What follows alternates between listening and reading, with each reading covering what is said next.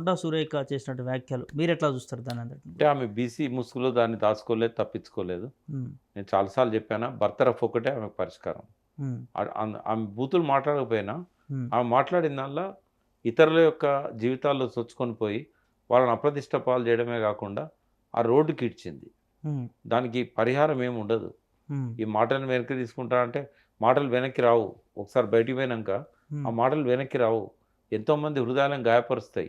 అభిమానులను గాయపరుస్తాయి. హ్మ్. బర్తరఫ్ ఒకటే పరిష్కారం ఆమెకు. ఒక మంత్రి స్థాయిలో ఉండి అది మహిళా మంత్రిగా ఉండి ఇంకో ఎవ్వరు మహిళపైన అనకూడని మాటలు. మంత్రి ఆ! కాదు, బిచ్చగాడు గూడా అనాల్సిన మాటలు కాదు. హ్మ్. ఒక సీనియర్ ఎమ్మెల్యే ఉండి, మంత్రి ఉండి, ఒక పరిణతి చెందిందనుకున్నాం మనం. హ్మ్. గతంలో గూడా కేసీఆర్ గారిని బూతులు మాట్లాడింది. బట్ వాటికంటే ఇవి తీవ్రమైనయి. హ్మ్. అసహనంతో మాట్లాడడం వేరు, ఉద్దేశపూర్వకంగా మాట్లాడడం వేరు. హ్మ్. ఏమన్నాడు కేటీఆర్ ఆమెను? హ్మ్. ఏమన్నాడని చెప్పి అంత పరుషంగా బజార్‌కిచ్చే మాటలు మాట్లాడాలి? ఏం సమంత అంటే నీకు గౌరవం లేదా? ఇవాళ ఈ సినిమా హీరోయిన్‌లలో ఎవరికైనా నంబర్ 1 స్థానం ఉందంటే సమంతకే ఉంది. కుటుంబాలలో ఎవరికైనా మచ్చలేని కుటుంబాలంటే నాగేశ్వరరావు గారి కుటుంబం. హ్మ్. అందరిని మెప్పించగలిగిన నటుడు నాగార్జున. హ్మ్. 3 తరాలుగా వాళ్ళు చిత్రసీమలో పేరు తెచ్చుకున్న వాళ్ళు, కాంట్రోవర్సీ లేని వాళ్ళు, 80 ఏళ్లుగా రాజ్యం వెళ్తున్నారు చిత్రసీమలో. ఆ హ్మ్. కుటుంబం మీద నీకెందుకు? వాళ్ళేమన్నా రాజకీయాలకొచ్చారా? హ్మ్. నాగేశ్వరరావు కుటుంబంలో ఎవరైనా పాలిటిక్స్‌లోకొచ్చారా? మరి హ్మ్. రాజకీయాల్లోకి ఎందుకు ఈడ్చాలి? ఆమె హ్మ్. ఏం చేసినా కూడా దానికి పరిహారం లేదు. ఆమె ఇంటింటికి పోయి నాగార్జునను, సమంతను, నాగ చైతన్యను హ్మ్. ఆమె క్షమాపణలు పర్సనల్‌గా అడిగితే వాళ్ళ కోపం తగ్గుద్ది కావచ్చు.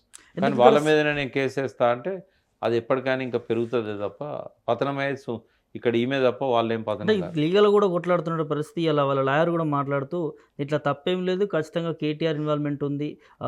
గతంలో గూడా ఫోన్ ట్యాపింగ్ చేయడం వల్ల ఇదంతా వివాదం బయటకొచ్చిందని అదే మాట్లాడు కోర్ట్‌లో పోయింది కదా విషయం. హ్మ్. కోర్ట్ చూసుకుంటదది. హ్మ్. ఆమె మాట్లాడిందంటే మళ్ళీ అడ్వకేట్ కూడా దాన్ని రిపీట్ చేశాడు. హ్మ్. ఆయన మీద కూడా మళ్ళీ డిఫమేషన్ ఎయొచ్చు. హ్మ్. దాన్ని రిపీట్ చేసినందుకు. హ్మ్. ఆయన మీద గూడా మీడియా ముందు రిపీట్ చేసినందుకు, లైవ్‌లో అది కోట్లాది మందికి చేరినందుకు, హ్మ్. మళ్ళీ దాని మీద గూడా డిఫమేషన్ ఎయొచ్చు అడ్వకేట్ మీద. హ్మ్. అంటే ఈ కొండా సురేఖ చేసిన వ్యాఖ్యలకు ఢిల్లీ పెద్దలు గూడా కాంగ్రెస్ పెద్దలు గూడా అది ఆధారం లేదు మనకు. వాళ్ళు స్పందించినట్టుగా ఆధారం లేదు. మాట్లాడుతా ఉన్నారు. వాళ్ళు అట్లా మాట్లాడాలనుకుంటే రేవంత్ రెడ్డి మాట్లాడిన మాటలకే అభ్యంతరం జెప్పాలి. హ్మ్. ఇష్టం వచ్చినట్టుగా నోరు జారిండు గదా! కేసీఆర్ మీద. అవును. మరి అవన్నీ బూతులు గదా! హ్మ్. అంటే ఒక ముఖ్యమంత్రి స్థాయిలో అట్లా మాట్లాడినప్పుడు క్యాబినెట్‌లో ఉన్న మంత్రులకు గూడా ధైర్యం వస్తది గదా! హ్మ్. కాబట్టి కొండా సురేఖ ఇంత బరి తెగించి మాట్లాడడానికి కారణం రేవంత్ రెడ్డి గూడా అని నేను అనుకుంటున్నాను. రేవంత్ రెడ్డి మాటలు తగ్గించుకోవాలంటారా సార్ ఇప్పుడు? అంటే ఇంకా ఇట్లే పెరుక్కుంటూ పోతే మాట్లాడడం కాంగ్రెస్ నేర్చుకోవాలి. హ్మ్. ఒక ముఖ్యమంత్రిగా హ్మ్. ట్యూషన్ పెట్టుకొని, హ్మ్. ఇతర రాష్ట్రాల ముఖ్యమంత్రులు, హుందాగా పరిపాలించిన ముఖ్యమంత్రులు హ్మ్. ఎట్లా మాట్లాడిండ్లు. హ్మ్. ట్యూటర్స్‌ని పెట్టుకొని భాష నేర్చుకుంటారు గదా! ఇంగ్లీష్, హ్మ్. హిందీ. హ్మ్. ట్యూటర్‌లను పెట్టుకొని ముఖ్యమంత్రి హోదాలో ఉన్న వ్యక్తి ఎట్లా మాట్లాడాలి.